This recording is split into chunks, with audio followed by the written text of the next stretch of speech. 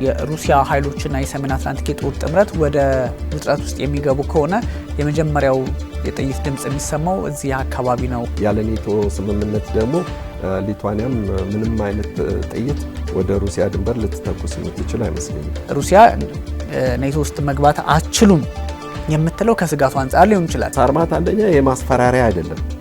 ሳርማት የእውነተኛ መሳሪያ ነው። ፕሬዚዳንት ቭላዲሚር ፑቲን ያሉበት መከራ ይታወቃል። ምዕራቡን ዓለም በሙሉ እየተፋለሙ ያሉ ሰው ናቸው። የቻይናው ፕሬዚዳንት ንግግር ሲያደርጉ ምንድን ነው ያሉት? ከእንግዲህ ይሄ ሞኖፖላር የምንለው አንድ ዓለም መሪ የምንለው አብቅቷል ነው ያሉት። አሜሪካ ከዓለም ጋር የተጣላችበት መንፈስ የፈጠሩት ትራምፕ ናቸው። አሜሪካን የምታራምደው በአሁን ሰዓት ፖለቲካ አውሮፓን የሚጠቅም እንዳልሆነ አውሮፓውያኖቹ ተረድተዋል። ጤና ይስጥልኝ ተመልካቾቻችን፣ የተለያዩ ዓለም አቀፋዊ ጉዳዮችን በጥልቀት የሚዳስሰው ኤንቢሲ ዓለም አቀፍ ተጀምሯል። ዛሬም እንደወትሮው አለማየሁ ሀሊና ቢኒያም ካሴ አብራችሁ ቆይታ የምናደርግ ይሆናል። ከኛ ጋር ሆኑ ተመልካቾች። እንዴት አለ አሌክስ? ሁሉ ሰላም አለ። ከሰሞኑ እንግዲህ በመካከለኛው ምስራቅ ጉዳይ ከሆርሙዝ ጋር በተገናኘ እንደዚሁም ደግሞ በኤዥያ ፓሲፊክ ፖለቲካ ላይ ፕሬዚዳንት ዶናልድ ትራምፕ ወደ ቻይና መጓዛቸውን ተከትሎ ከዛም ባሻገር ፑቲን እግር በእግር ተከትለው ቤጂንግ ቻይና ገቡ። ከዛስ ምን ተፈጠረ የሚለው በጣም ዓለምን ሲያነጋግር የነበረ ጉዳይ ነው። ከዛ ጋር እንግዲህ በተገናኘ የተለያዩ ሀሳቦች ዓለምም ላይ ይነሳሉ። በተለይ ዛሬ ደግሞ የሰሜን አትላንቲክ የጦር ጥምረት ኔቶና የሩሲያ ጉዳይ እስከዛሬ በእርግጥ የኔቶ በጠቅላላው ኔቶ ማለትም አስቸጋሪ ቢሆንም ግን አንዳንድ ወሳኝ የሆኑ በባልቲክ አካባቢ ያሉ የሰሜን አትላንቲክ የጦር ጥምረት አባላት የሚያደርጓቸው እንቅስቃሴዎች ሩሲያን እያበሳጨ ይገኛል። ሩሲያም ኦፍ ኮርስ የአየር ክልላቸውን ጥሶ በመግባት አንዳንድ እንቅስቃሴዎችን እንደምታደርግ ይታወቃል። እነሱም አት ሴም ታይም ደግሞ ለዩክሬን አሳልፈው የአየር ክልላቸውንና ግዛታቸውን የመስጠት አዝማሚያ አለ በሚል በመንግስታቱ ድርጅት የሩሲያ አምባሳደር ሲከሱ ነበረ። በተለይም ደግሞ እንደነ ላትቪያ ያሉ ሀገራት ይሄ ነገር ትንሽ እስከዛሬ ካየናቸው ውጥረቶች ግዙፎቹን ኃይሎች ወደ ሆነ ግንባር ሊያመጣ ይችል ይሆን ወይ? በተለይም ሩሲያ የፈለገ አይነት አባል ውስጥ ብትገቡ ኔቶ አያድናችሁም የሚል ግልጽ አቋሟን ያስቀመጠችው በመንግስታቱ ድርጅት እንግዲህ አምባሳደሩ ያስቀመጡት ይሄን ነው። ኔቶ አያድናችሁም፣ በባልቲክ አካባቢ ያላችሁ ሀገራት እንደ ኢስቶኒያ፣ ላትቪያና ሊቱዌኒያ ያላችሁ ሀገራት በሚል አስጠንቀቃለችና ይሄኛው ጉዳይ ትንሽ አስቸጋሪ ሆኗል። ኦፍ ኮርስ እንግዲህ ሩሲያ ምክንያት ሊኖራት ይችላል ማለት ነው። በደንብ ከዚህ ሲብንጀምር ወይም ጠቅላላ አውዱ ላይ ከሰሞኑ እየተባባሰ የመጣው ዋናው አብይ ጉዳይ የሚባለው ነገር የተጀመረበት ቀደም ሲል ከሁለት ወራት በፊት ማርች ውስጥ ወደ 13-14 አካባቢ ማርች ይመስለኛል። በእርግጥ በትክክለኛውን ባላውቅም ብቻ በዛን ሰዓት የተወሰኑ ድሮኖች ከላትቪያ አካባቢ ወደ ሩሲያ ድንበር የተጠጋ እንዳለ አብዝተው ይናገሩ ነበር ዩክሬናውያን። ዩክሬን ጦርም ደግሞ በዛ አካባቢ ላይ አንድ የሆነ ትርምስ ነገር ተፈጥሮ እርዱኛ አይነት ነገር የሚመጣ ሊሆን ይችላል። ያ ማለት ምንድነው? ኦሬዲ የባልቲክ ሀገራትን የምትረብሸው ሩሲያ ናት የሚለውን ነገር ማባባስ ስለፈለጉ ነበረ ዩክሬኖች እና ያ ነገር ወዲያውኑ ሊቆም ችሏል፣ አልተሳካም። አሁን ደግሞ እንግዲህ ባሳለፍነው ሳምንት የሁለተኛ ዓለም ጦርነት የድል በዓል ሜይ 9 ነበር የተደረገው። ከሁለት ቀን በፊት በ7 ሩሲያ የአንድ ወገን ጦር የተኩስ አቁም ስምምነትን ባወጀችበት ሰዓት ያን ጊዜ ከሊቱዋኒያ ላትቪያን አቋርጦ ኢስቶኒያን አቋርጦ ነው ያ ጉዳይ ሊመጣ የቻለው። እንግዲህ ማለት ከኢስቶኒያ ላትቪያን አቋርጦ ነው እስከ ሊቱዋኒያ የመጣው ያ ድሮን እና ያ ድሮን ደግሞ መጥቶ በባዶ በሆነ ግን የነዳጅ ማጠራቀሚያ ስፍራ ላይ አረፈ ነው ይሄ ነገር ሊፈጠር የቻለው። ዋናው መነሻው ይሄ ጉዳይ እንዴት ሊሆን ቻለ ነው። ያን ሁሉ ድንበር አልፎ ወደኛ ሊመጣ የሚችልበት ነገር የለም። ስለዚህ የእንትኖች ፕሮቮኬሽን ነው፣ የዩክሬኖች ረብሻ ነው ይህንን ነገር ሊያመጣ የቻለው የሚለውን ነገር በእርጋታ እንዲያውት ነበር ለማብራራት የሞከሩት ዲፕሎማቶች፣ የሩሲያ ዲፕሎማቶች። ነገር ግን አልተቻለም። ነገሩን እያባባሱት መጡ። ምክንያቱም በአሁን ሰዓት ዜሌንስኪ ከፍተኛ ውጥረት አለበት። ረዳቶቹ በሙስና ወንጀል እየተከሰሱ ነው። የቤተሰብ ችግር አለባቸው። በጣም ብዙ የተወሳሰበ ነገር ስላለ ያንንም መሸፈኛም ሊመስል ይችላል እና ወደዚህ ጉዳይ የኔቶ አባል ሀገራትንም ደግሞ ወደ ጦርነቱ የመሳብም ጉዳይ ሊሆን ይችላል። በዚህ ሰዓት ላይ ሴንሲቲቭ የሚሆኑት ደግሞ እነ ፖላንድ፣ ቤላሩስ እና ጀርመን ናቸው። ይህ ጉዳይ ላይ ያገባናል ሊሉ የሚችሉትና ጥቃቱ ወደኛም ሊሰነዘር ይችላል ብለው የሚሉት ማለት ነው። ያም ነው አሁንም የኒውክሊየር ጦርነትን ዝግጁነት ለማሳካት ለማስተካከል ሲባል የኒውክሊየር ስትራቴጂክ የጦር ልምምድ የተጀመረው። ያም የሆነው ደግሞ በቤላሩስና በሩሲያ መንግስታት መካከል ሆኖ ማለት ነው። ለጥቂት ደቂቃዎች ናቸው። ለፕሬዚዳንት ፑቲን ደግሞ እጅግ ከፍተኛ የክፍለ ዘመኑ ትልቁ ክስተት ነው እስከ ማለት ደረጃ ደርሰዋል። የሳርማትን ጉዳይ ማለት ነው እና ውጤታማ የሆነ ሙከራ ነው የተደረገው። ይሄ ደግሞ ነገር ሲደረግ ምንድነው የኒውክሊየር ጦር መሳሪያን ሙከራ አደረክ ማለት አንድ ምልክትም ነው እንድታስብበትም ነው። ሁለተኛ የሩሲያን ሀያልነትንም ማሳያ ነው። ሶስተኛው እንደገና ደግሞ ለዲፕሎማቶችም ደግሞ ጥሪ ነው። ይሄ ጉዳይ በእርጋታ በለሰለሰ መንገድ ዲፕሎማሲ መንገድ ግጭቶች እንዳይባባሱ በሚል ነው። አሁን ሊቱዋኒያ ሩሲያን ልትረብሽ የማትችል ሀገር ናት። ምክንያቱም የ3 ሚሊዮን ህዝብ ያላት ሀገር ናት። በጣም ትንሽ ሀገር ናት። እርግጥም በሩሲያ ነው አሁን ያሉት ኢንዱስትሪዎቿ ጠቅላላ የተቋቋሙት በሶቪየት ህብረት ዘመን ማለት ነው። ኦልሞስት እንግዲህ ወደ 51 ዓመት አካባቢ ከሩሲያ በሶቪየት ህብረት ውስጥ እንደ አንድ ሪፐብሊክ ተቆጥራ የኖረች ሀገር ናት። እርግጥ በዛ ጊዜ ውስጥ ተጨቆንን የሚሉት ወይም ደግሞ ነፃ አልነበርንም ብለው ይበሉ እንጂ ብዙዎቹ ኳሊቲ ብለን ወይም ጥራት ያላቸው ብለን ቴሌቪዥኖች፣ ሪፍሪጅሬተሮች እንደገና ይሄ ሆም አፕላያንስ ምን ለቤት ውስጥ መገልገያ የምንላቸው ኤሌክትሮኒክሶች ቀድመው የሚመጡት የሚገርም ከላትቪያና ከሊቱዋኒያ ነበር። የነሱ ምልክት ያለባቸው እንዲያውም አስታውሳለሁ የከለር ቴሌቪዥኖች ራሳቸው መጀመሪያ የተሰሩት ሊቱዋኒያ ውስጥ ነው። አየው አሁን በአሁን ሰዓት እንደ ምልክት አድርገው የሚያዩት የስኮሪያ ፖመሽሉታል አምቡላንሶች ራሱ የተሰሩት ከሪጋ ነው። ያ ማለት ላትቪያ ውስጥ ነው። እና እነዚህ ሀገራት ቅድሚያ የሚያገኙ ሀገራት ናቸው በዛን ዘመን ማለት ነው። ይሄን አሁን ላሉበት ዘመናዊ የአውሮፓ ስልጣኔ ውስጥ ሲገቡ አየ መንደርደሪያ የሆናቸው ነው። ያ ማለት ዘመናዊ ስልጣኔ በጊዜ ከሌሎቹ የሩሲያ አካባቢ ሀገራት ወይም ደግሞ ከሩሲያ ሌሎቹ ክልሎች በበለጠ ቅድሚያ ያገኙ መንግስታት ናቸው፣ የክልል መንግስታት ናቸው በዛን ሰዓት ማለት ነውና አሁን እንዲያውም ግራ ያጋባሃል። ለምንድነው ይሄን ያህል እንደዛ ሩሲያ ባበላችበት ባሰለጠነችበት ያን ሁሉ ኢንዱስትሪ ባፈሰሰችበት አቅሟ ተመልሳ እንደ ጠላት ልትታይ የምትችልበት ምክንያት ምንድነው ነው? አሁን ሊቱዋኒያ እዛ አካባቢ ላይ አሁን ተፈጥራለች ተብሎ ስጋት ተፈጥራለች ተብሎ የሚታሰበው ምንድነው?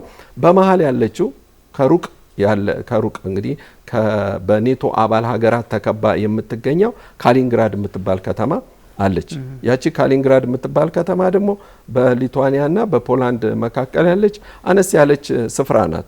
እንግዲህ ቀደም ሲል የምስራቅ ፕሩሲያ ተብሎ የሚባለው ከሁለተኛው ዓለም ጦርነት በፊት የኢስተርን ፕሩሲያ የምትባል ስፍራ ነች። በነገር ላይ ካሊንግራድ የኢማኑኤል ካንት የሚባለው የጀርመኑ ፈላስፋ የትውልድ ስፍራ ነች እና በ1943 ዓመተ ምህረት ጀምሮ ጆሴፍ ስታሊን አሌክስ ጥሩ ነው ማፑ ላይ በደንብ ኤክስፕሌን ማድረግም ስለሚቻል እዚህ ላይ እንግዲህ ስዋልኪ እሷን መጣባ ስለ ካሊኒንግራድ አሁን ካሊንግራድ ምንድነው ስትራቴጂክ ቦታ ልትሆን የቻለችበት ዋናው ምክንያት ምንድነው? ጆሴፍ ስታሊን የሁለተኛው ዓለም ጦርነት ጊዜ ገና በ1943 ዓመተ ምህረት ላይ ይመስለኛል የቴህራን ውይይት ወይም ደግሞ ኮንፈረንስ የሚባል ነገር ነበር።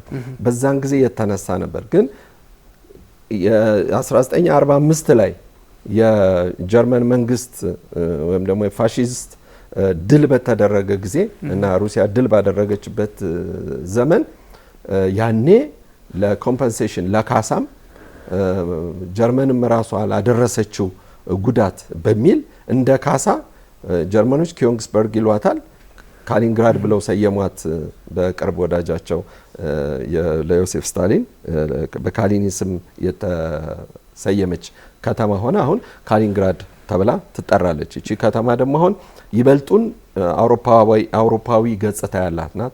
ከሌሎቹ ስላቪያን ወይም የሩሲያ ሰራሽ ብለን የምንላቸው የከተማ አቀማመጥ እንኳን የላትም። ያቺ ስፍራ ይበልጡን ወደነ ማነው ይሄ የኖርዌይ የስዊድን የምናምን እነዛን አካባቢ ስካንዲናቪያን ካንትሪስ አይነት የቤት አሰራር አቀማመጥ ያላት ስለሆነች ትንሽ ከሌሎቹ ከተማዎችም ለየት ስለሚሉ በአሁኑ ሰዓት እንዲያውም በጣም ብዙ የቱሪስት መስህብ ስፍራዎች አሏት። በነገራችን ላይ ደግሞ እንዲሁም ገዳማትም ጭምርና ቤተክርስቲያኖችም አብያተ ክርስቲያናትም አለው። ስለዚህ ያቺ ስፍራ በኔቶ አባል ሀገራት በመከበቧ ምክንያት ግን ሩሲያን ለማጥቃት እንደ አንድ ይሄ መያዣ ብለህ የምትለዋል አይደለም ለመያዝ የተፈለገ ስፍራ ነው። ያ ማለት ደግሞ በነ ፑቲን በፕሬዝዳንት ፑቲን ደግሞ በፍጹም ሊቀለድበት የማይቻል ሊታወስ የማይቻል ነው። ምክንያቱም ቭላዲሚር ፑቲን ከተመቱ በኋላ መምታትን ሳይሆን ከመመታታቸው በፊት መምታትን የሚፈልጉ እንደሆነ በማንኛውም ስብሰባ ላይ የሚናገሩ ሰው ናቸው። ስለዚህ ያችን የምታክል ትንሿ ሀገር ያችን ወደ ካሊንግራድ የሚሄደውን ስፍራ ወይም ሰርጡን ዘግቶ የካሊንግራድን ህዝብ እንግዲህ በረሃብ ለመፍጀት አይነት ነው። በዚህ ጋር እንትን ይፈልጋል። የዚህ ካሊንግራድ እንግዲህ የሩሲያው አለች ለየት ያለ ቦታም ነው ክለብም ስለሆነ ማለት ነው። ከዛ ቤላሩስ እዚህ ጋር ይታያል። መሀል ላይ እንደሚያሳዩን እቺ ቀዩዋ ስዋሊ ጋፕ የምትባለው ነች። ስለዚህ እቺኛዋ በጣም ክሪቲካል የሚያረጋት ቤላሩስን ከካሊኒንግራድ ከራሻው ጋር ታገናኛለች። ስለዚህ ራሽያና ቤላሩስ ደግሞ ያላቸው የስትራቴጂ ግንኙነት የፖለቲካ ግንኙነት ይታወቃል። እዚህ አካባቢ ያሉ ሀገራትን ሊቱዌኒያን፣ ላትቪያን፣ ኤስቶኒያን ፕላስ ደግሞ እቺኛዋ ስዋሊ ጋፕ ደግሞ ወደ ፖላንድም ጭምር የምትወስድ ስለሆነ እጅግ ወሳኝ ናት። ይሄ እዚህ ጋር ፖላንድ አለ፣ ሊቱዌኒያ አሉ፣ ላትቪያ አሉ። እነዚህን የመሳሰሉ ቦታዎች ላይ ምክንያቱም እዛ ስፍራ ላይ አሁን ፖላንድም ብትሆን ሊቱዌኒያም፣ ላትቪያም፣ ኢስቶኒያም ብለን የምንላቸው ሀገራት ሁሉ የእንትና ጠላት ሆነው የተቃኙ አይነት ናቸው በአሁን ሰዓት ማለት ነው። ከሌሎቹ እንዲያውም የምዕራባውያን አባል ሀገራት የምዕራብ አውሮፓውያን አባል ሀገራት በበለጠ ወይም በተለየ ሁኔታ ከፍተኛ ጥላቻን ነው የሚያሳዩት እና ሩሶፎቢክ የሆነ አመለካከታቸውን በደንብ የሚያስፋፉበት ስፍራ ነው። እና እዛም ስፍራ ላይ ደግሞ በጣም ብዙ ሩሲያውያን እዛ ከተማ ውስጥ ይኖራሉ። ላትቪያም፣ ሊቱዌኒያም፣ ኢስቶኒያም ውስጥ ይኖራሉ። እነዚህ ላይ ስንመለከታቸው አሁን እንግዲህ የነዚህ ሀገራት ሶስቱ ሀገራት በተለይም ላትቪያ የመሳሰሉ ሀገራት ለሰሜን አትላንቲክ የጦር ጥምረት እነሱም አባል እስከሆኑ ድረስ በተለይም ደግሞ ለዩክሬን የድሮን ጥቃት መሰንዘሪያ ቦታ የመስጠት ወይም ደግሞ ሴንተር ለመክፈትና ለተለያዩ እንቅስቃሴዎች በር እየከፈቱ ነውና ይሄኛውን ተከትሎ ደግሞ ሩሲያም አንዳንድ እንቅስቃሴዎችን ጀምራለች። በዚህ አካባቢ ጥቃት የሚሰነዘር ከሆነ እንደሚፈራው እዚሁ ካሊኒንግራድ ላይ ሊነሳ ይችላል ነው። ካሊኒንግራድ ላይ ደግሞ ጥቃቶች ከተሰነዘሩ የሩሲያ ወጣ ብላ ያለች ግዛት እንደሆነች ትታወቃለች። በዛ ላይ ቅድም ያነሳናት ይችኛዋ በቢጫ ጽሁፍ ያለችው ስዋሊክ ጋፕ የምትባለው ካሊኒንግራድን ያው ሩሲያም ማለት ነው ከቤላሩስ ጋር ከማገናኘቷን ባሻገር እነዚህ ቀጥታ ከፖላንድና ከመሰል አገራት በተለይ ከፖላንድ እነዚህ በጠቅላላው ባልቲክ አይደል ለሚባሉት የባልቲክ ሀገራት እነ ላትቪያ፣ ኢስቶኒያና ሊቱዌኒያ ባልቲኮቹን በግልጽ ውጥረት ውስጥ የሚያስገባ ነው። በዛ ላይ የሩሲያ ፖለቲከኞችም እዚህ ቦታ ላይ ትልቅ ቤዛ አላቸው፣ ባህር ሰርጓጆችም አሏቸውና ከዛ አንጻር ወደ አደገኛ እርምጃ እንዲያውም ሁለቱ ሀገራት ወይም ደግሞ የሩሲያ ኃይሎችና የሰሜን አትላንቲክ የጦር ጥምረት ወደ ውጥረት ውስጥ የሚገቡ ከሆነ የመጀመሪያው የጥይት ድምጽ የሚሰማው እዚህ አካባቢ ነው፣ ባልቲክ አካባቢ ተብሎ ይወሰዳል። ምክንያቱም ባልቲክ አንደኛ ቅድም ያነሳናቸው ክሪቲካል ቦታዎች እንደ ክር የሚያያዙባቸው ቦታዎች ያን ቆርጦ ለምሳሌ ስዋሊ ጋፕን አሁን ብቆርጣት ራሽያን ከቤላሩስም የመቁረጥ እድል አለ ማለት ነው። ራሽያና ቤላሩስ ደግሞ አንድ ላይ ኮኔክት ሲያደርጉ በዚህ ቦታ በስዋሊ ጋፕ እና በካሊኒንግራድ ባለው የኔቶ አባላትን ቆርጦ ለማስቀረት ከፖላንድ ወደ ሊቱዌኒያ፣ ላትቪያ ምናምን የመሳሰሉትን ቦታዎች ወደዛ ሄደ እንዳታጠቃ የማድረግ ነውና ጉሮሮ እንደመዝጋት ወይም ደግሞ ልክ ሆርሙዝ ሰርጥ ሲባል እንደነበረው በራሽያ አስተንፋስና በሰሜን አትላንቲክ የጦር ጥምረት መካከል ያለው የፖለቲካ ሁኔታዎች እዛ ላይ ልክ ቅድም እንዳልኩ የሆርሙዝ ሰርጥ ጉዳይ ተቋረጠ ተብሎ ዓለም ጫና ውስጥ እንደገባችው አይነት የሁለቱን ኃይሎች በወሳኝነት የሚያቋርጥ ስለሆነ ነው ማፑ ላይም ትኩረት ማድረግ ያስፈልገውና የኢስተርን ፍላንኩ ትንሽ አሁን የኔቶ ትንሽ ችግር ውስጥ ነው። አንደኛ በእርግጥም ድሮን አስተናግዳ ላቲቪያ ሩሲያን የምታስመታ ከሆነ አንደኛ የተናገሩት ነገር አለ ልክ ወንድም አይደርስልህም እንደሚባለው እንደ ህፃን ወይም ደግሞ እንደሆነ እንደ የሰፈር ጸም በሚመስል መልኩ ኔቶ አይደርስልህም ኔቶ አያድናችሁም ነው። አንደኛ ኔቶ አሁን ያለበት ሁኔታ እንደምታውቀው ነው። ትንሽ ፕሬዚዳንት ዶናልድ ትራምፕ በተወሰነ መጠን እንትን እያሉ ነው፣ ግን የእሳቸው አቋም ከባድ ነው። 5000 ጦር ደግሞ ወደ ፖላንድ ለመላክ ተስማምተዋልና የኔቶ አፈጣጠሩ ይታወቃል። በ12 ሀገራት 1949 ላይ ምስረታውን ሲያደርግ አላማው ምን እንደሆነ ስለሚታወቅ ያው ከሶቪየት አንጻር ነው። ከዛም በኋላ ሶቪየት ከፈረሰች በኋላም ሲቀጥል አላማው ምንድነው ራሽያ ፌዴሬሽን ስጋት ልትሆን ትችላለች በሚልም ነው ይታወቃል። ከዛ አንጻር እነ ፑቲን የቤት ስራቸውም ሰርተዋል። ምናልባት እዚህ ላይ የሚጨምረው ነገር ከሌለ ይመልሱልናል ዳይሬክተሮቹ፣ ችግር የለውም ኤን ታይም። ግን የሳርማትን ቅድም ስታነሳ ነበረ። ሳርማት ምዕራቡ ዓለም ባለፈውን በተወሰነ አንስተነዋል። ሰይጣን 2 እያሉ ነው የሚጠሩት። ያው ዲቫስቴትድ ነው ተብሎ ስለሚወሰድ ነው። ኦፍ ኮርስ ተሞክሯል ሳርማትና ስለሱ የጦር መሳሪያና አሁን ስላለው የሩሲያና የቤላሩስ የጦር ልምምድም በተወሰነ መጠን ብናወራበት። እንግዲህ ሳርማት የሚባለው ሚሳኤል ወይም ሮኬት ዛሬ የተሰራ አይደለም። በአይነቱም ለየት ተደርጎ ግን በሶቪየት ህብረት ዘመን የሮኬት ሳይንቲስቶች የጀመሩት ነው። ከዛ ቤዝ ተነስተው ግን እጅግ በጣም በርካታ አመታት ማለት ወደ 22 አመታት ነው የተጠናው ይህ ሮኬት ሚሳኤል እና ይሄ ሚሳኤል ሳርማት ከመተኮሱም በፊት ሙከራ ከመደረጉም በፊት ስለ ሳርማት በጣም በርካታ የሆኑ ይሄ የማዘዣ ስፍራው ነው። በአንድ ክፍል ሆኖ ነው የሚያዙት ነው። እንደምታያቸው ደግሞ ብዙዎቹ ወጣቶች ናቸው እንደዚህ አይነት ኃላፊነት የሚሰጣቸውና ከሻለቃ እኚህ ሻለቃ ናቸው አሁን የክፍሉ አዛዥ መሆናቸው ነው። እንግዲህ ገና ወጣት ናቸው። የሮኬት ክፍሉ ነው ከኮስሚክ ከስፔስ ኃይል ጋር አብሮ ተጣምሮ የሚሰራና እዚህ ላይ የሚመደቡት ልጆች ብዙዎቹ ወታደሮች በነገር ላይ የፊዚክስና የማቴማቲክስ ችሎታቸው እጅግ በጣም ከፍተኛ ሲሆን ነው እዚህ መሳት የሚባል ነገር የለም እና ሳርማት እጅግ በጣም ግዙፍና ኃይለኛነቱ ምንድነው እስካሁን ድረስ አናሎግ የሆነ ወይም ደግሞ ተመሳሳይ የሆነ የሱን ነገር ሊደረስበት የማይችል እንደሆነ ነው በኩራት እንትና ፑቲን የሚናገሩት እና ለዚህም ነው የክፍለ ዘመኑ ክስተት ነው እስከ ማለት የደረሱት እና ሳርማት አንደኛ የማስፈራሪያ አይደለም። ሳርማት የእውነተኛ መሳሪያ ነው። ከዚህ በፊት እንደምታስታውሰው አሬሽኒክ የሚባለው መጥቶ የእንግሊዞችን ቤዝ እንዴት አድርጎ እንዳደባየው የምታውቀው ነው። ይሄኛው ደግሞ አሁን የኒውክሊየር እንትን አረር ይዞ መጓዝ ይችላል፣ ብቻውንም ማውደምም ይችላል።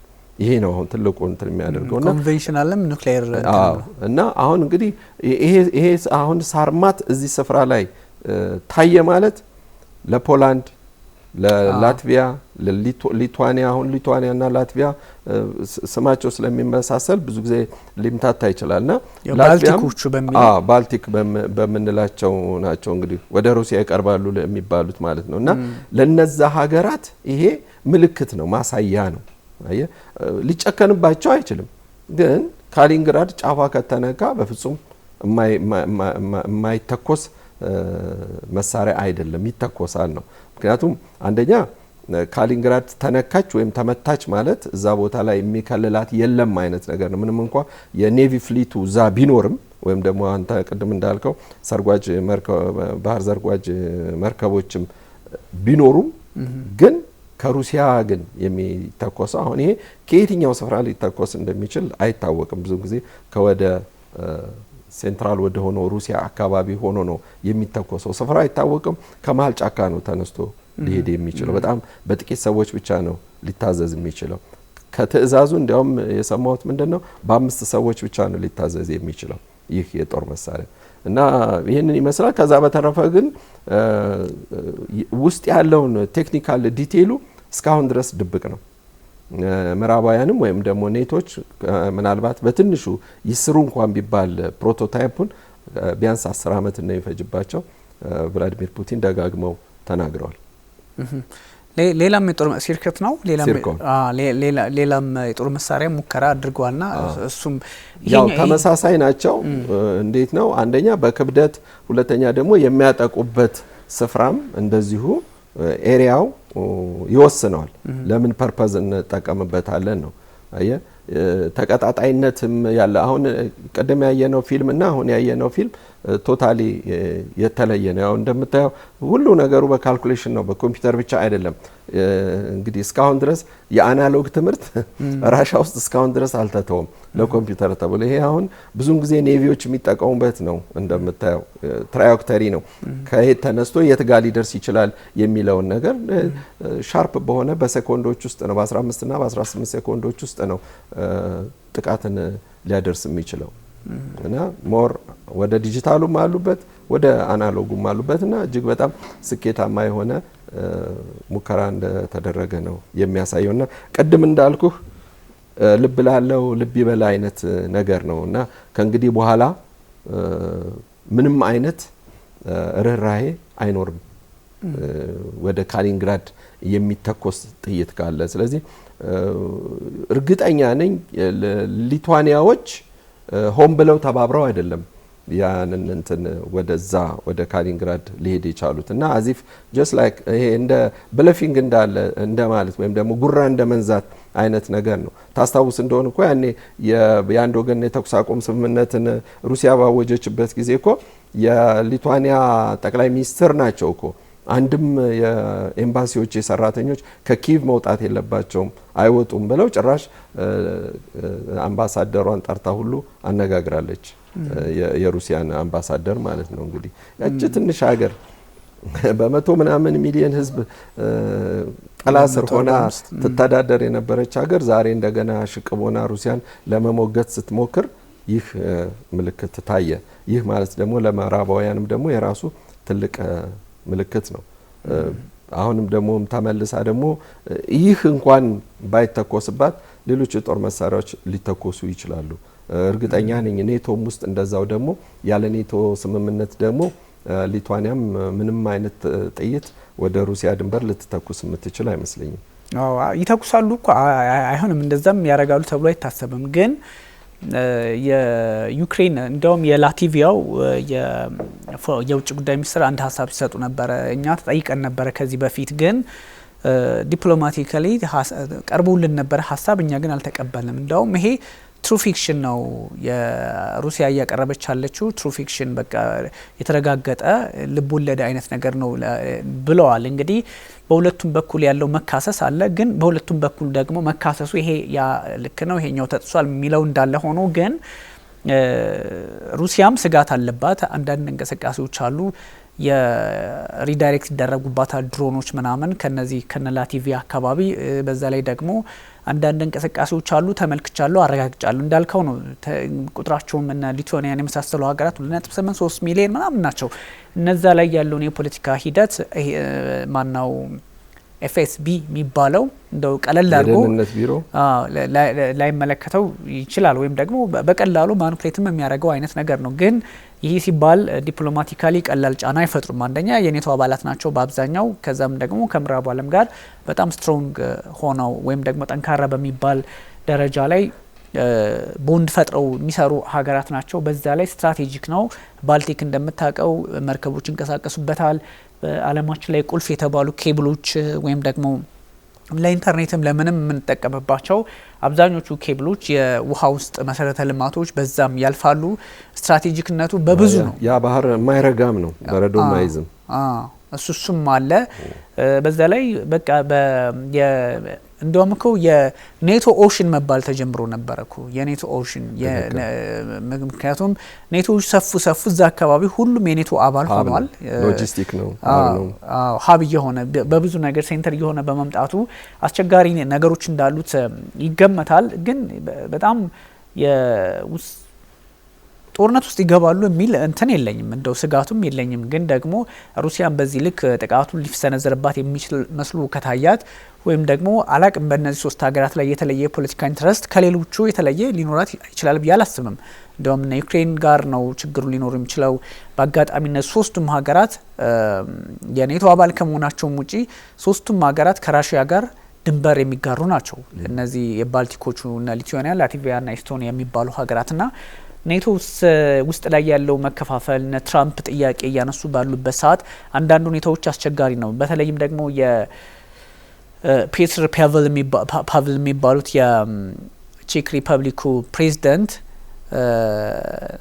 ኔቶ እንትን ማለት አለበት፣ ጥርሱን ማሳየት አለበት፣ ኔቶ ሾው ዘ ቴዝ ለራሽያ የሚል ሀሳብ ሲሰጡ ነበርና ያው እንግዲህ በደንብ አቅሙን ማሳየት ነው። ሌላ ምንም ኢዲዮማቲክ ኤክስፕሬሽን የለውም። ይሄን የተናገሩት አንተ ያልከው ትክክል ነው።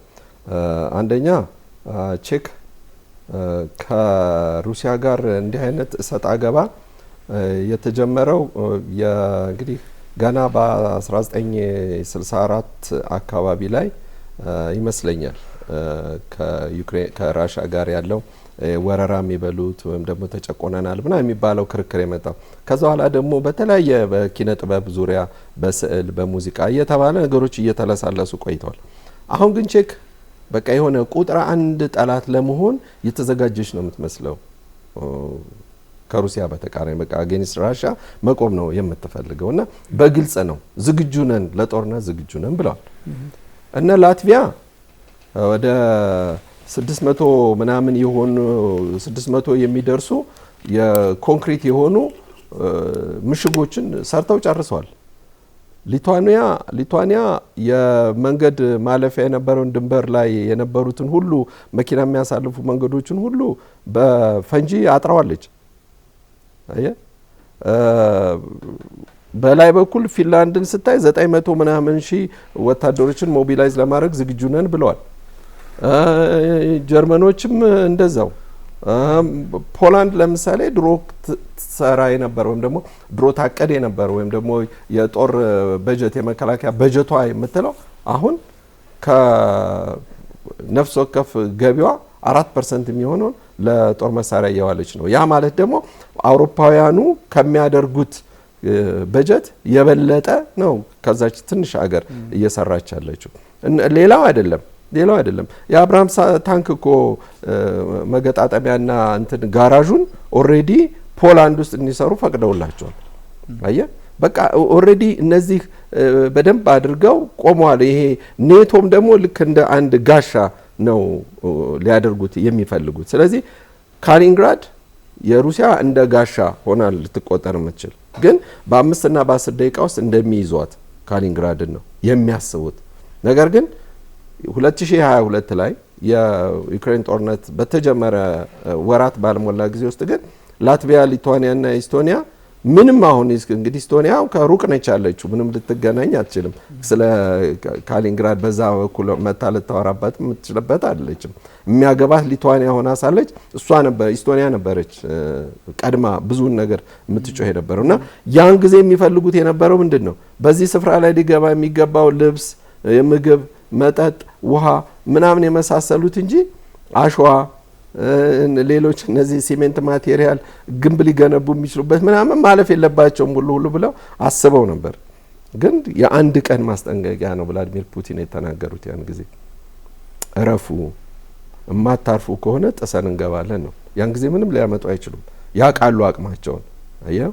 ስለዚህ ነው እና ስታያቸው ኦሬዲ ካሊንግራድን ብቻ አይደለም ኦሬዲ ወደ ሩሲያ ለመግባትና በ2030 ሙሉ ለሙሉ የሙሉ ጊዜ ጦርነት እኮ እንጀምራለን ብለው ነው የሚያስቡት። ምን አይነት አስተሳሰብ ምን አይነት አመለካከት እንደሆነ ብዙዎቹ የሩሲያ ሳይንቲስቶች የምንላቸው የወታደራዊ ተንታኞች ብለን የምንላቸው ታዋቂ ደራሲያን፣ የፊልም ዳይሬክተሮች ብለን የምንላቸው ፊሎሶፈሮች እነ ዱጊንን የመሳሰሉ ፕሮፌሰር ዱጊንን የመሳሰሉ ሰዎች አውሮፓዎቹ ምን ሆነዋል ምንድነው እያሰቡ ያሉት ነው እኛንን ትክክል ያልሆን ነው የማለት ያክል ማለት ነው።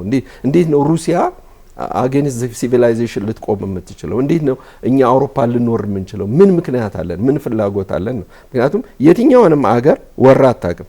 የአይዲዮሎጂ ወረራ ታደርግ ይሆናል ማለት ያንንም እሱም ከማርክስ ጋር ያለውን ማርክሲዝም ሌኒኒዝም ተብሎ እንጂ የትኛውንም ሀገር የመወረር ጉዳይ አይደለም የያዘችው። ግን አሁንም ቢሆን በዩክሬን ጉዳይ ላይ ገብተው ግን እንግሊዞችም ፈረንሳዮችም ጀርመኖችም አሁንም እያለሰለሱ ያሉት እያሰቡ ያሉት ነገር ይሄን ነው። በነገር ላይ ፈረንሳይ ከሳምንት በፊት ኦልሬዲ ብዙዎቹን ፋብሪካዎቹን ቀይራ አሁን ሚሊታሪ ኢኮኖሚ የሚል ነገር አውጃለች እና አሁን ራፋኤል የሚባለውን አውሮፕላኖቻቸውን፣ መርከቦቻቸውን፣ የጦር መርከቦቻቸውን፣ ታንኮች እነዚህን ወደ ማምረት ነው የገቡት። ይቅርታ አድርግልኝና ምናልባትም ያልተረጋገጠ ሊሆን ይችላል እንጂ እኮ የጀርመኑ መርሴዴስ ካምፓኒ የጦር መሳሪያ ማምረቻነት ለመለወጥ ኦልሬዲ ዝግጅቶች ጨርሰዋል ነው ተብሎ እየተነገረ ያለው። ያው ስለዚህ በአውሮፓ በኩል ያለው በቃ ዝግጁ ነን ነው። ሩሲያ ደግሞ ለዚህ መዘጋጀትም አያስፈልጋትም። ማንኛውም 18 ዓመት የሞላው ወጣት ዩኒቨርሲቲ ሲገባ አንደኛ ዓመቱን ከጨረሰ በኋላ የጦር ግዳጅ ስላለበት በሚሊታሪ ውስጥ 2 ዓመት የማገልገል ግዴታ አለበትና ባይ ዲፎልት ሁሉ ጊዜ ዝግጁ ናቸው ማለት ይችላል። ስለዚህ የወራት የ2 ወርና የ3 ወር እድሜ ብቻ ነው የሚፈልገው። ጊዜው ደግሞ አሁን የእግረኛ ሳይሆን የቴክኖሎጂ ሆኗልና ምናልባት ያን ሁሉ ሰራዊት ግን ሞቢላይዝ ማድረግ አያስፈልግም። ግን ፊንላንድ ሙሉ ለሙሉ አሁን በሩሲያ በኩል ያለውን ድንበሯን ሙሉ ለሙሉ ዘግታለች። ጥቂት ቦታ ብቻ ነው በዛ በኩል የሚኖሩ ሩሲያውያን እና ፊንላንድ ውስጥ የሚኖሩ ስላሉ እነሱም ስፔሻል በሆነ ማለፊያ እየተሰጣቸው እንትን የሚሉት የሚያልፉት የሚወጡት የሚገቡት የማን ነው ጉዳት የሚደርስባቸው? በየወሩና በየሳምንቱ ጋዛቸው ለሙቀትም ሆነ ለምግብ ማብሰያ የሚጠቀሙበት የራሻ ጋዝ ብለው የሚሉት እኮ እየተወደደባቸው ነው የመጣው። ይህንን ስራ ማን ነው ሊሰራ የሚችለው? አሜሪካኖች እኛ በመርከብ እናመጣላቸዋለን። በመርከብ እያመጣህ የምትቀዳበትን ቡታጋዝ ነው የሚፈልጉት። በፊት ሰተት ብሎ ነው ቡታጋዙ በቧንቧ ወደ ቤታቸው ይገባላቸው የነበር። ልክ ውሃ በቧንቧ እንደሚገባልን እነዚህ ጋር ግልጽ እንዲሆን ለተመልካችም ውሃ በቧንቧ ሀገራችን ውስጥ እንደሚገባው አውሮፓ ውስጥ ደግሞ የሩሲያ ጋዝ ነው እንደ ውሃ በቧንቧ እየገባ ያለው።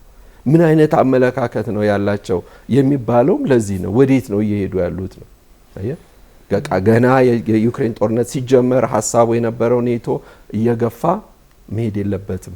አሁንም ቢሆን ልክ ካሊንግራድ በኔቶ አባል ሀገራት ተከባ እንዳለችው ሁሉ ሩሲያንም በዛ መንገድ ለማስገባት ነው። በነገር ላይ አርሜኒያ ውስጥ አሁን ቅርብ ጊዜ የተደረገ የአውሮፓን ደህንነት ስብሰባ ተደርጓል እና እዛ ላይ በጣም ብለፍ ያደርጉ የነበረው እነ ማክሮን ጥሩ አልነበረም።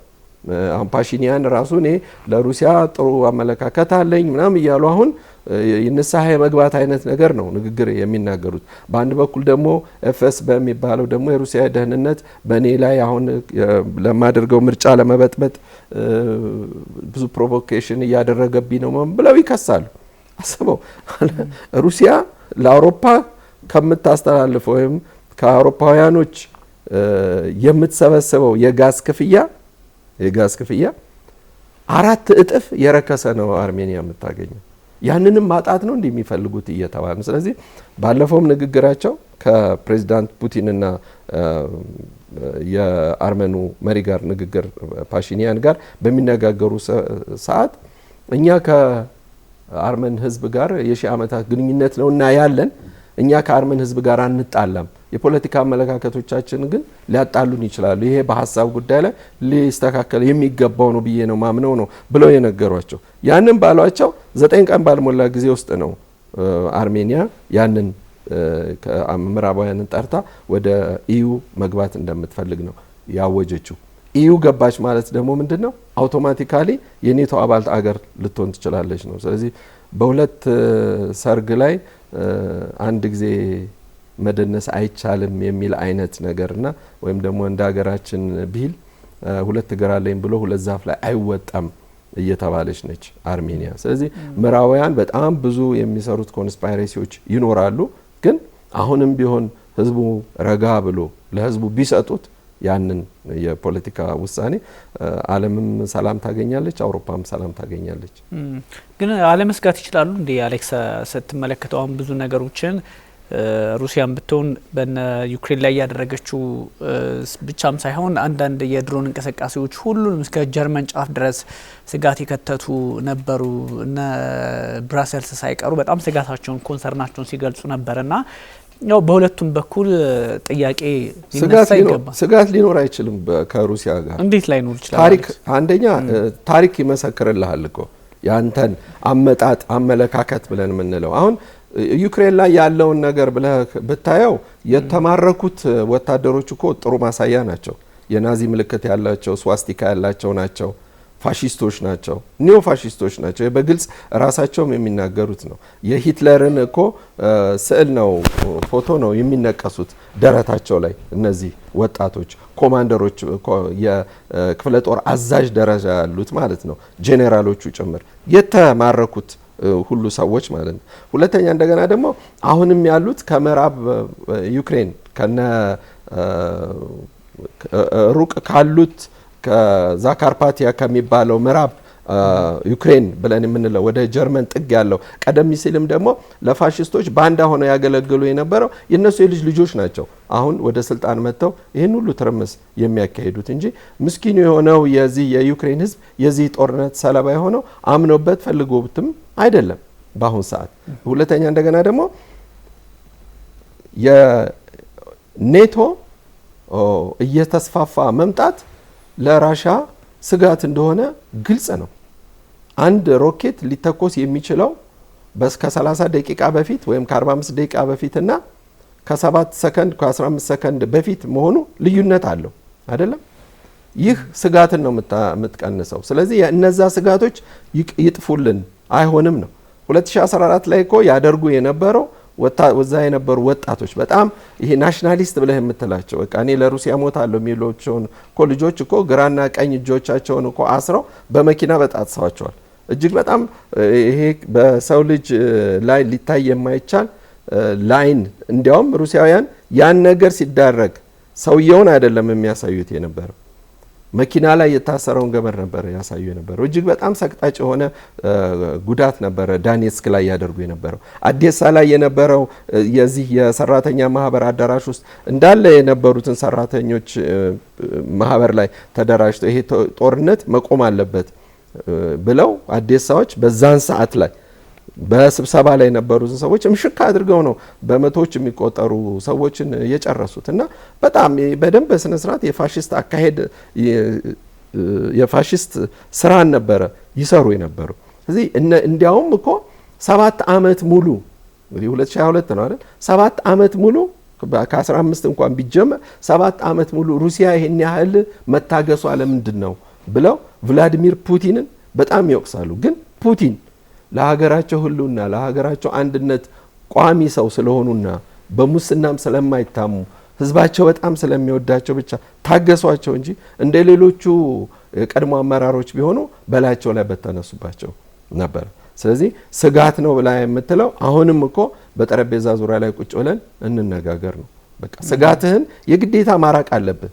ይሄ የማንም ሀገር እኮ እንትን ነው። ለምን ታዲያ ካሊንግራድንስ ራሷ ለምን መልሶ አይሏትም ጀርመንን? ያኔ በካፒታል እንትን በማረኳት ሰዓት ነው ይሄን ያደረጉት። ስለዚህ ስጋታቸውን አሁንም ቢሆን በሉጋንስክም ያለው ወዳኔስክም አካባቢ ያለው ሰው 89% ሩሲያዊ ሆኖ እንዴት ነው አንተ የሩሲያንኛ መማር አትችልም ብለህ ደብተርን ተነጥቀህ የግዴታ ኡክሬንኛን ቋንቋ እንድትማር የምትገደድበት ምክንያት?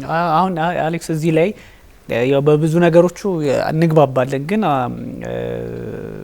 አስቸጋሪ ነው። ስምምነት እኮ አለ ቢኒ። ኦፍ ኮርስ አይ ነው ይሄ በተባበሩት መንግስታት እንግዲህ ስንት ስምምነት ተካሄዱ? ሚኒስክ ላይ ነበር፣ ኢስታንቡል ላይ ነበር አይደለም? የሚኒስኩ ስምምነት ምንም ነገር የማያበላልጥ ነገር ነው። ትክክለኛ ነገር እኮ ነው። ለምን አትስማማም ብለው ነው ኤርዶጋን እኮ ለዜሌንስኪ የነገሩት። እንዲያውም ከፈለክ እኮ እኔ በነጻ ሰጣለሁ ብለው ያን ሁሉ ባይራክታር ድሮኖችን እኮ የሰጡት እኮ ለዜሌንስኪ በነጻ ነበር። የሚገርምህ እንደ ማግባቢያ መጠበቂያ አይነት ነገር ብለው እንጂ አጌንስት ራሻ ሆነው አይደለም ያንን ባይራክታር ድሮኖች ራሱ ለእንትና የሰጡት። ያ ነው ወደ ስምምነቱ ለምን አትመጡም ነው እንትን አለው። ግን አሁን ለምሳሌ የኢትዮጵያ አፋሮች፣ ሶማሊያ እንዲሁም ሌሎች ትግራይም የተለያዩ ጎረቤቶቻችን ሀገራት ላይ አሉ። የኢትዮጵያ መንግስት ግን የግድ ይህን ቋንቋ ተናጋሪ የኔ ዜጎች ስለሆናችሁ እዛ ውስጥ ያለውን የራሴን ፍላጎት ወይም የራሴን ትምህርት አማርኛን ወይም ደግሞ በምፈልገው መንገድ የራሴን ትምህርት አስተምሩ የማለት ቻርተሩም አይፈቅድም እና አንዳንድ ነገሮቹ በዛ ልክ የሚታዩ ናቸው። ምናልባትም አሁን እነዚህ በታሪካዊ ሂደት በነበረው ጊዜ ሉሃንስክ እዛ አካባቢ ያሉትም እነዚህ አራቱ ብዙ ጊዜ የምንጠራቸው የራሽያ እንደሆኑ ይታወቃል። ራሽያ እዛም ብቻ ላይም እንዳልቆመች እስከ ኬቭ ማዕከሉም እንደሆነ ይነገራል። ኬቭ እንደምታውቀው እነሱ ነገሮች ግምት ውስጥ ስታስገባ እሺ ታሪክ ምክንያት ሊሆን ይችላል። ፕላስ ደግሞ ስጋት አለ። እዛ አካባቢ ያሉ ሀገራት ወደ ሰሜን አትላንቲክ የጦር ጥምረት የሚቀላቀሉት ስጋት ነው። ስጋት የሚሆነው ለራሽያ ነው። ምክንያቱም አላማው ኔቶ ሲቋቋም ይታወቃል። ራሽያ እንዳትስፋፋ፣ ሶቪየት ህብረት እንዳትጠነክር፣ ከዛም በኋላ ያለውም ሁኔታ እሱን ኮንሰፕት ይዞ የቀጠለ ኃይል ስለሆነ ሩሲያ ኔቶ ውስጥ መግባት አትችሉም የምትለው ከስጋቱ አንጻር ሊሆን ይችላል። ግን ደግሞ እንደ አንድ ሉዓላዊ ሀገር ስትሆን የፈለግከው ጥምረት ውስጥ መግባት ትችላለህ። ለምሳሌ ኢትዮጵያ ብሪክስ ውስጥ ገባች ነው። that's the problem። አየህ አሁን ይሄኛው ትንሽ የሆነ እንትን የማለት ነገር አለ አንዳንድ ነገሮች ላይ ይኸውልህ አሌክስ ለመሰለ ብዙ የሀሳብ ልዩነት ኖሮን አይደለም አይናው። ግን አሁን አንድ ሀገር የሆነ ጥምረት ውስጥ መግባት ቢፈልግ እንደ ሉዓላዊ ሀገር መብቱ ነው።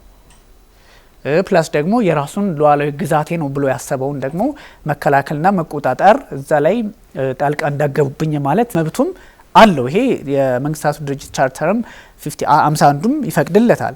ስለዚህ ዩክሬን ተመታች፣ ጥቃት ደረሰባት። ጥቃት የደረሰባት ምክንያት ወደ ኔቶ ለመግባት በማሰቧ እሺ ይሄኛው እንደ ምክንያት ልንወስደው እንችላለን። እዛ አካባቢ እና ዶንባስ እነዚያ ፖሪዥያ ምናምን አካባቢ የሚኖሩ የራሽያ ቋንቋ ተናጋሪ ሰዎች ጉዳት እየደረሰባቸው ነው የሚል ምክንያት አለ።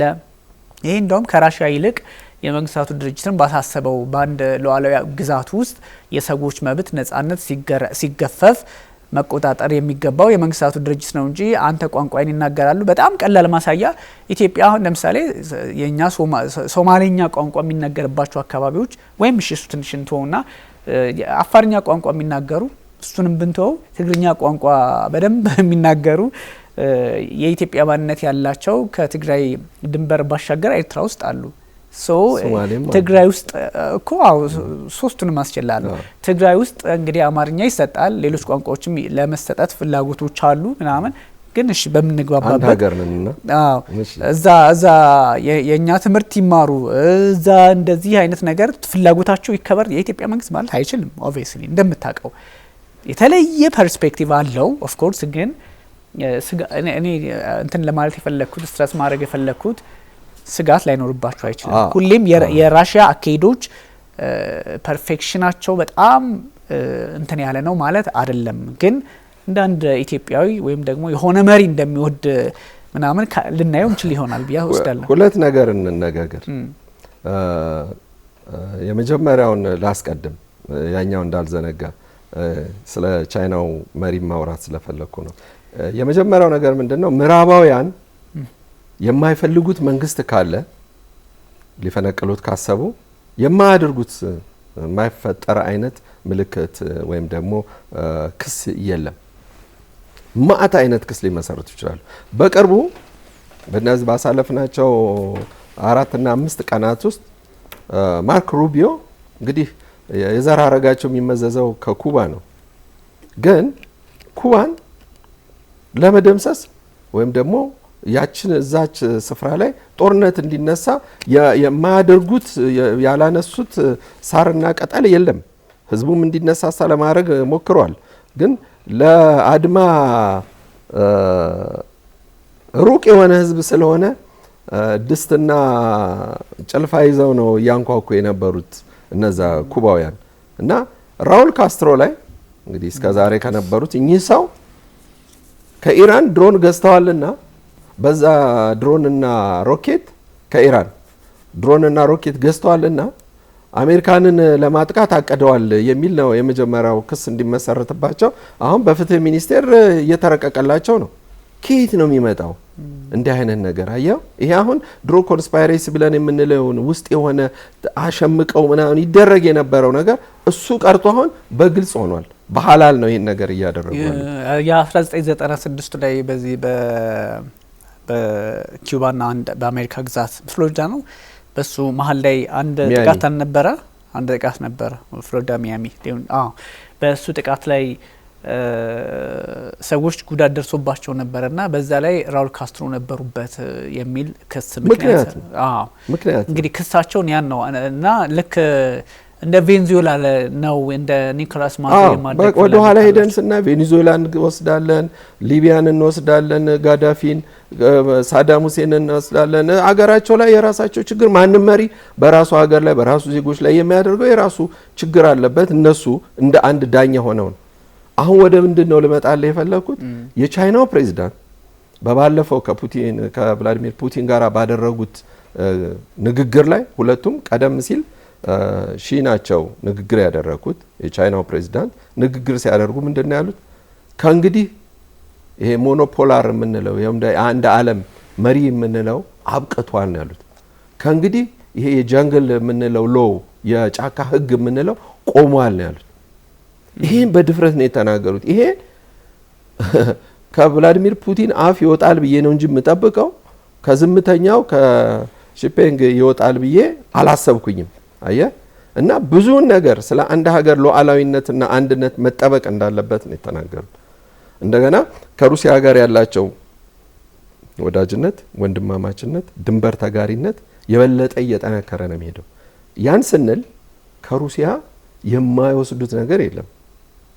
በግል እስከማቀው ድረስ ሳይቤሪያ ላይ ታይቶ ተሰምቶ የማይታወቅ ያ ሁሉ የምታቀው በስዕል የምታየው ሁሉ የታይጋውን ሁሉ ደን እየጨፈጨፉት ለፈርኒቸር ስራ በደንብ አድርገው እያጋዙት ነው ቻይናዎች። በአንድም በኩል በጣም ብዙ የናቹራል ኮንሰርቬሽን ላይ ያሉ ሰዎች በእጅጉ እየከሰሱ ነው ያሉት። ግን በአንድ በኩል መጠቃቀሙ እስካለ ድረስ በአንድ በኩል ጉዳቱም አለ በሚል የመቻቻል ነገር ስላለባቸው ነው እና ከ40 በላይ ስምምነቶችን ነው ያደረጉት እና ይህ ነገር ባለበት ወይም ደግሞ መልቲፖላር ነው ያለው። አሁን አንድ ዓለም መሪ ሳይሆን ብዙ ናቸው።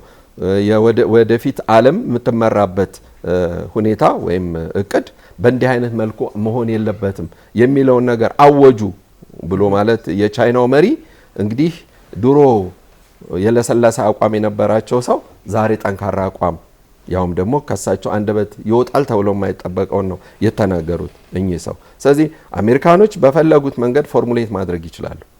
ትልቁን ስራ እየሰሩ ያሉት እንግሊዞችና ፈረንሳዮች ዩክሬን ውስጥ ይሄ ነው። ለምን አልገባንም ነው። ለምሳሌ በቅርቡ አውሮፓ ከሩሲያ ጋር መነጋገር አለባት የሚል ነገር አነሱ። እነማን ናቸው ሲባሉ ገና እንደመጡ መጀመሪያ ላይ ገና ከሩሲያ ጋር መነጋገር አለብን የሚሉትበት እኮ ምክንያት ምናልባት እኮ የአውሮፓ ሕዝብ እኮ ከአመት ከሁለት አመት በኋላ ቁጭ ብሎ አይቀመጥም፣ ማመጹ አይቀርም። ምክንያቱም ኑሮ በጣም እጅግ ውድ እየሆነበትና እየከፋበት ነው። በነፃ በርካሽ የሚያገኘው የነበረው ጋዝ እስከተወደደበት፣ ስለዚህ የኑሮ የህልውና ጉዳይ ስለሆነ ማለት ነው። ያንን ለማለስለስ ካሁኑ ግንኙነት እንጀምር፣ ንግግር እንጀምር ነው። ንግግር ደግሞ የሚጀምሩት ያሉትም እንደ እቅድ የሚያዙት ደግሞ የዩክሬንና የራሻ ጦርነት ያብቃ፣ ግን ፖለቲካሊም ኢኮኖሚካሊም እንነጋገር ነው። ምክንያቱም አሜሪካን የምታራምደው በአሁን ሰዓት ፖለቲካ አውሮፓን የሚጠቅም እንዳልሆነ አውሮፓውያኖቹ ተረድተዋል። ለዚህም ነው ያፈነገጡት። በኢራንም ጉዳይ ላይ ዘው ብለው ያልገቡትም ሆን ብለው ነው አውሮፓውያን። እንግሊዞችም ቀደም ሲልም በውይይታችን ባለፉት ሳምንታት በተነጋገረውም ላይ እንግሊዞችም ለመጀመሪያ ጊዜ እምቢ ብለው የቀሩትም በዚሁ ምክንያት ነውና ወደ ንግግር እንግባ ብለው ሲሉ እርስ በርሳቸው ነው አሁን እየተፋጩ ያሉት።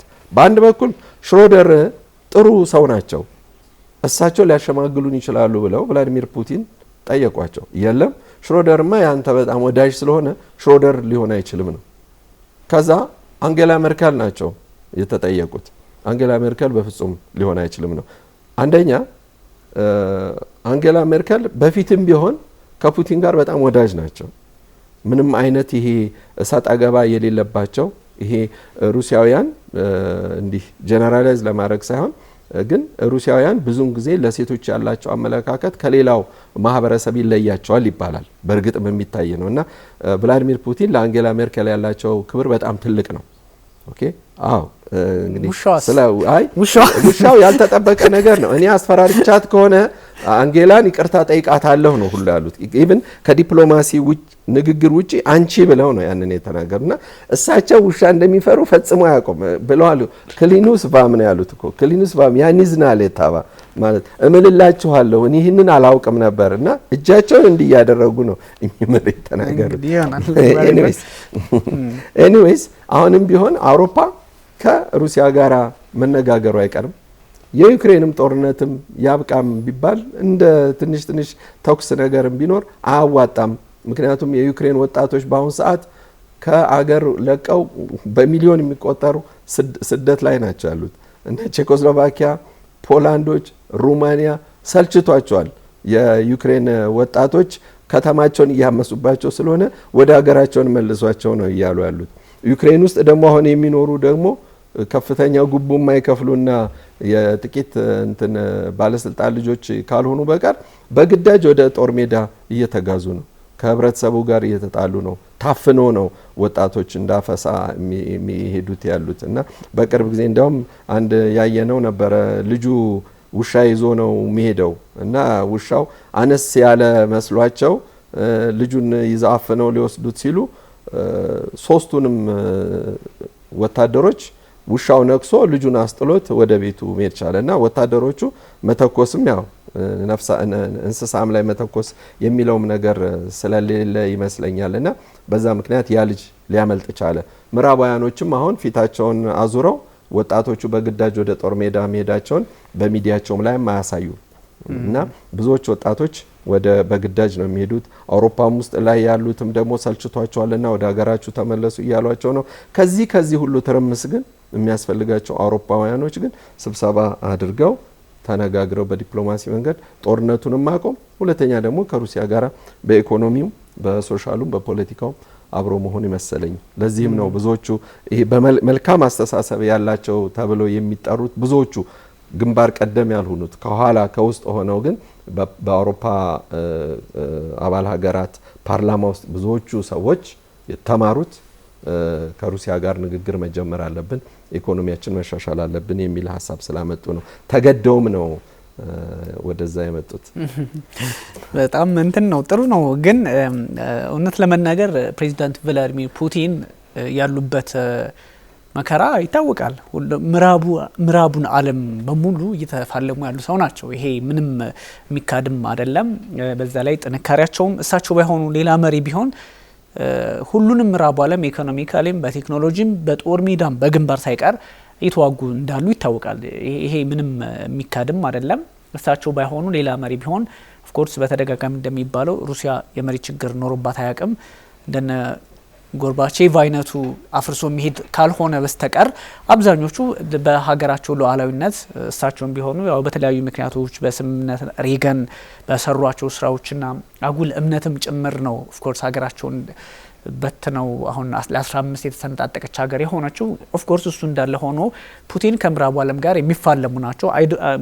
በአይዲዮሎጂም በምንም በብዙ ነገሮች የሚፋለሙ ናቸው። ከዛም ሲቀጥል ደግሞ ለዓለም ሚዛን ከማስጠበቅ አንጻር ቻይና ብቻዋን ምንም ልታደርገው አትችልም ነበረ። ቻይና እንዳልከው ደፈር ብለው ሺ ጂንፒንግ የአንድ ዓለም ስርዓት አልቋል፣ አሜሪካ ማለት ነው ኦፍ ኮርስ አልቋል፣ ከዚህ በኋላ ለሁላችንም የሚሆን ዓለም ነው መፈጠር ያለበት የሚል አቋም ላይ የደረሱት። ይሄኛውን ሀሳብ እንኳን ሺ ጂንፒንግ ለመናገር መሪ ያስፈልጋል። እንደ ፕሬዚዳንት ቭላዲሚር ፑቲን ያሉ ጠንከር ያለ መሪ በሚሊታሪውም በኢኮኖሚውም በዓለም ፖለቲካ በመድረክ አያያዝም ጭምር ጠንከር ያለ እሱን ቃሉን እንኳን ለመናገር ያስፈልጋል። ግን ሺ ጂንፒንግ ያ ማለት ለየትኛውም መሪ አይሉም ማለት አይደለም። ለበርካታ የአፍሪካ መሪዎች በአዲስ የዓለም ስርዓት እንደሚያስፈልግ በተደጋጋሚ ሲነግሯቸው ነበረ። በተለይም የአፍሪካ ቻይና ጉባኤዎች በሚኖሩበት ሰዓትና በተለያዩ አጋጣሚዎች ይታወቃል። የፕሬዚዳንት ቭላዲሚር ፑቲን ብቻቸውን ሆነው ይህን ሁሉ የነ አሌክሳንደር ሉካሼንኮ የቤላሩሱ ምናምን ኦፍኮርስ አሉ፣ በሀሳብ ደረጃ ምናምን አሉ። ግን ፑቲን ለነሱ ከለላ ይሆናሉ እንጂ እነሱ ያን ያህል ከለላ መሆን እንትንም የላቸውም። እንደምታውቀው እነሱ ነገሮችን ስትመለከት ትልቅ በዓለም የፖለቲካ ስርዓት ግንባታ ላይ ለሚጠቅመንም ለኛም እሱ ነው። የዓለም ፖለቲካ ስርዓት ዝርጋታው ምን ይመስላል ከሚለው አንጻር ሲሰራ ነው እንጂ ፑቲን አሁንም ዩክሬን፣ ሊቱዌኒያ፣ ላትቪያ እያሉ የደበደቡ የሚቀጥሉ ከሆነ እንደ ሀገርም አይጠቅመንም፣ እንደምንም አይጠቅመንም። ግን እነሱም ያለባቸውን ግፊት እየተቋቋሙ ግን ደግሞ አማራጭ ዓለምን ከመፍጠር አንጻር ነው እኛም ለየት አድርገን ብዙ ጊዜ በተደጋጋሚ የምናነሳውና እኔ ግን አሌክስ በጣም የሚገርመኝ ነገር እነዚህ የዩክሬን ወታደሮች እያየው ነበር። እኔም ከዚህ በፊት አንዳንድ ጽሁፎችን ሁሉም አይደሉም አንተ እንዳልከው የተወሰኑት የናዚን ተነቅሰው ተገኝተው ነበረ። ፊልም ተደርጎም አይቻለው ማለት ቪዲዮ ተቀርጾ ምናምንና አገንስት ምዕራቡ ዓለምም ጭምር እኮ ነው ይሄ ራሷን ጀርመንንም ጭምር ነው ለናዚ ያላቸው አመለካከትና ሁሉም አይደሉም አንዳንዶች ናቸው። ይሄን እየተመለከቱ የምዕራቡ ዓለም ደግሞ ስቲል ስትሮንግ ሆልድ የዩክሬን ደጋፊዎች ናቸውና ጸቡ በእርግጥም ከሩሲያ ፖለቲካ ጋር ብቻ ነው የሚልም አይነት እንትን ሊፈጥር ይችላልና ብዙ ጥያቄዎች የሚነሱበት ዓለም ነው። ግን ጂኦፖለቲካል በፈር ዞን የመፍጠር አካሄዶች በዚህ በባልቲክ አካባቢ እየጨመረ መጥቷል። ኪዩባን ስታነሳ ይሄ የ1959 የነ እንግዲህ ባቲስታ ከወደቁ በኋላ እንደምታውቀው የኪዩባው ሚሳይል ክራይሲስ ጣሊያን፣ ጀርመን፣ ዩናይትድ ኪንግደም ላይ አሜሪካ ኒውክሌር ጦር መሳሪያዋን ሚሳይሉን የኒውክሌር ተከላለው ባለሽ ጊዜ ያኔ ኦፍ ኮርስ ታከለችው እንጂ አይደለ። አሁን 5 ሀገራት አሉ አይደለ የኔቶ አባል የሆኑ ከዛ አት ሴም ታይም ደግሞ ሶቪየት ህብረት ተመሳሳይ እርምጃ ወሰደች። ያኔን ቀውሱ ነበረ። ከዛ ደግሞ ቤይ ኦፍ ፒግስ የሚባለውም አሜሪካ ከነ ፊደል ካስትሮን ከሚቃወሙ የኩባ ሰዎች ጋር ሆና የጀመረችው ነበረ 61 62 ላይ ማለት ነው። እንዲያውም የመጀመሪያ ልጃቸውን ነው አይደለም እንድታስገድላቸው ሁሉ ሲአይኤ ኦሬዲ እንትን አርጓት ነበር፣ አዘጋጅቷት ነበር። እነዚህ ነገሮችን ተንብለው ከቆዩ በኋላ እሱ አልፎ 1996 እሺ ያኛው የፕሌኑ ጥቃት ደረሰ፣ ሰዎች ህይወታቸውን አጡ። ራውል ካስትሮ ነበሩ። ራውል ካስትሮ አሁን ሪታየር ናቸው። አሁን ያሉት እነ ካናል የተለያዩ ስራዎችን እየሰሩ ያሉ ሰዎች ናቸው። ይህን ሁሉ ስትመለከት ምዕራቡ ዓለም እዚህም እዛም እያለ ነው ለማለት ያስደፍራል። ፕላስ ግን አሜሪካ ደግሞ ተበትናለች ማለት ኢራን ውስጥ ምንም አይነት የፖለቲካ መሻሻሎች አሉ ትራምፕ ናቸው ተሻሽሏል ይላሉ። ኢራን ደግሞ አይ እንደዚህ አይነት ነገር አላየንም እስካሁን ከመብታችን የተወሰነ ምንም መሻሻል የለም ትላለች። ከዛ ጫፍ ላይ ደረስኩ ልተኩሰው ነው 1 ሰዓት ቀረኝ ምናምን ይላሉ። ከዛ ያራዝሙታል። መካከለኛው ምስራቅ እንደዚህ እየተራመሱ ከኔታኒው ጋር ዱላ ቀረሽ የስልክ ውይይት ነበራቸው። ከዛ ሲሻገር ቻይና ሄዱ። ቻይና ሲመለሱ ተሳክቶልኛል አሉ። እንደ ህፃን ልጅ የኔ ዌልካሚንግ በጣም ይበልጥ ነበረ ከፑቲን ሴሌብሬሽን ማለት ጀመሩ። ፑቲን ትራምፕ በጣም ይገርማል ግን አቀባበሉ የኔ ይበልጣል። አሁን እንደው የአሜሪካ ፕሬዚዳንት ሆነው ኤኒዌይ እንደዚህ ካሉ በኋላ ቬንዙዌላ ላይ ሻሳኩ ሙሉ በሙሉ አሳኩ ማለት ከባድ ቢሆንም ግን መሪን የሚያል ነገር አንጠልጥለ ከሄድ ካሳክተዋል። ከዛ ኪዩባ ላይ መጥተዋል። ይሄ ሁሉ እዚህም እዛም መርገጥ ለፕሬዚዳንት ዶናልድ ትራምፕ ጣጣ ራሱ ኔቶም ጋር ተጣልተዋል። ይሄ ሁሉ አሜሪካ ከዓለም ጋር የተጣላችበትን መንፈስ የፈጠሩት ትራምፕ ናቸውና ሜቢ ከአሜሪካ ጋር የነበሩ ኃይሎች ከዚህ ቀደም የነበሩ አሁን ቅሬታ አላቸው። ሆርሙዝን አንተባበርም ያሉትም አኩርፎ ነው ትራምፕ እየገፏቸው ስለሆነ እንደዚህ አይነት ነገሮች ምናልባት ሩሲያና አሜሪካ ማለት ቢከብድም ፑቲንና ትራምፕን አንድ ላይ እንዲሰሩ የሚያደርጋቸው ነገር ጭላንጭል ሊታይ ይሆን አሌክስ? አዎ እንግዲህ የምታየውም ነው እኮ ብዙውን ጊዜ እሳቸው ከትራምፕ ከፑቲን ጋር ብዙውን ጊዜ ሚስጥራዊ ግንኙነት ያደርጋሉ፣ ንግግር ያደርጋሉ። እንዲያውም ታስታውስ እንደሆን አሁን 47ኛ ፕሬዚዳንት ናቸው አይደለም? 45ኛ ፕሬዚዳንት በነበሩ ጊዜ እቤታቸው ሆነው በመነጋገራቸው በኤፍቢአይ በኩል እኮ ክስ ሁሉ ተመስርቶባቸው ነበር። ዶናልድ ትራምፕ ለምንድን ነው ኦፊሻል የሆነ መንገድ ነው መነጋገር ያለብህ እንጂ ዶክሜንትድ መሆን አለበት ነው እና ለአሜሪካንም ለዓለም ደህንነት ሲባል ግን ያን ንግግር አድርጌያለሁ እስከ ማለት ደርሰዋል ዶናልድ ትራምፕ። ፑቲን ያው እንደምታውቀው በጣም የረጋ አእምሮ ተረጋጋ ሰው። ያው መቼም ኬጂቢ ስትሆን አንተ የስለላ ሰው ስትሆን ሩሲያ ውስጥ ትምህርቱ ቀላል ነገር አይደለም። በጣም ነው የሚያረጋጋ። የፈለገ ኢሞሽናል ብትሆን ተነስተ ብድግ የምትለው ነገር የለም። ሁልጊዜ በቃ ይሄ ፓወር ኦፍ ናው ብለው አሁን ዘመናዊ ሀሳብ የምናስበው በራሽያን የሴኩሪቲ ሰርቪስ ሲስተም ውስጥ ኤጁኬሽን ውስጥ ዋናው ሜቶዶሎጂ መረጋጋት ነው። የትኛውንም የኤፍኤስቢ ማለት የደህንነት መረጃ ሰው አምጥታ ወደ አንድ ነገር ስታመጣ መንገድ ላይ ኢሞሽናል ሆኖ የሚያደርገው አንዳችም ነገር የለም። በቃ በእርጋታ የተጠና ነገር ነው። በቃ የፑቲንን ማነር ይዘው ነው እየተጓዙ ያሉት ማለት ትችላለህ። እና አሁንም እኮ ጦርነቱን እያካሄዱ ያሉት በእርጋታ ነው። ልክ እንደ አዋሽ እኮ ሲያጥለቀልቅ ቀስ እያለ ነው ዝም ብሎ የሚሄደው፣ መሬት እያራሰ ነው የሚሄደው እንጂ እንደ ጎርፍ አይመጣብህም። ልክ እንደዛ እንደማለት ናቸው አሁን እያደረጉ ያሉት። በቃ በየቀኑ 50 እና 100 ሜትር አይነት ነገር ነው መሬት እያስለቀቁ የመጡት። አሁን ያ ጥቃት በጣም ስለተሰነዘረባቸውም ጭምር ነው ኡክሬኖችም ያጸፋ ምላሽ እያሉ ደግሞ ብዙ ቦታ ላይ እንደዚሁ የሚያደርጉት። ስለዚህ ፑቲን በእርጋታ መጥተው ዞሮ ዞሮ ትራምፕን አሸንፈዋቸዋል ማለት ይቻላል። ትራምፕን ማሸነፍ ችለዋል ማለት ምንድነው? አንደኛ የቀድሞውን መሪን የአሜሪካኑ መሪ ጆ ባይደን ምንንም ሳያውቁት መፈረማቸውንም ራሱ እግዚአብሔር ይወቀው ነው የሚሉት ዶናልድ ትራምፕ። ምንንም በማያውቁት መንገድ ዜሌንስኪን አንዳንዴ ይረሱታል፣ አንዳንዴ ያስታውሱታል። ግን የፈለገውን ሁሉ መሳሪያ ሰጥተውት የፈለገውን መሳሪያ አስቀርቶ ወይም ጥይት አስቀርቶ የፈለገውን ደግሞ የሚሸጥ ሰው ነው ዜሌንስኪ ማለት። ኦፊሻሊ ፕሬዚዳንት ፑቲን የተናገሩለት ማለት ነው። ያለው መረጃ ምዕራባውያኑም የሚያውቁት። ቀደምም እንዳልከው ደግሞ እነ ዩክሬኖች የሚያደርጉት ነገር እና አላግባብ የሆነውን ነገር የሚባለውን የምዕራባውያን ሚዲያዎች አያሰራጩትም፣ አያስተላልፉትም። አንድ ወገን የሆነ ምዕራባውያን ኒውስ ብቻ ስለሚከታተሉ ማለት ነው። ስለዚህ አሁን ትራምፕ ደግሞ አጌንዛት የምዕራባውያኑን ኒውስ የሚታገሉ ነው ሁሉ የሚመስልህ። በቃ ብዙውን ጊዜ ሲጣሏቸውና ሲሰድቧቸው ነው የምታየው። እና ይሄ ነገር ኦልሬዲ አንድ እያደረጋቸው ነው ፑቲንና ትራምፕን። ምናልባት ታሪክ በኋላ የሚነግረን ነገር ሊኖር ይችል ይሆናል። በጋዛም ጉዳይም በኢራን ጉዳይም በቬኔዙዌላም ጉዳይም በዝምታ አልዩበት እኔ ይህንን ሳደርግ ይህን ታደርጋለህ የሚል ያ የራሱ ሰዋዊ የሆነ የራሱ የነሱ የሁለቱ ሰዎች ኤጎ ይህንን ነገር ሊያደርግ ይችላል። ስለዚህ ትራምፕ በቻይናም ባለፈው በተነጋገርነው መሰረት በማነው ሺን ከላይ አስቀምጠው ግራና ቀኝ ሆነው አገርን መምራት ነው የሚፈልጉት። የአሜሪካንን ኢኮኖሚ ነው ማሳደግ የሚፈልጉት። ስለዚህ ትራምፕ ምንጊዜም ከፑቲን ጋር መልካም ግንኙነት ካላቸው ችግሮችን በሰላም ፈታለሁ። ለምን ዩክሬን ለትራምፕ ችግር አይደለችም። ራሱ ዜሌንስኪ ነው የማይስማማው እያሉ ደግሞ ደጋግሞ ነው የሚናገሩት። ስለዚህ አንዳችም የጦር መሳሪያ ወይም አሚኔሽን ለዩክሬን በአዲስ መልክ አለመስጠታቸው ትራምፕን እንደደገፉ ነው የሚቆጠረው። አየው።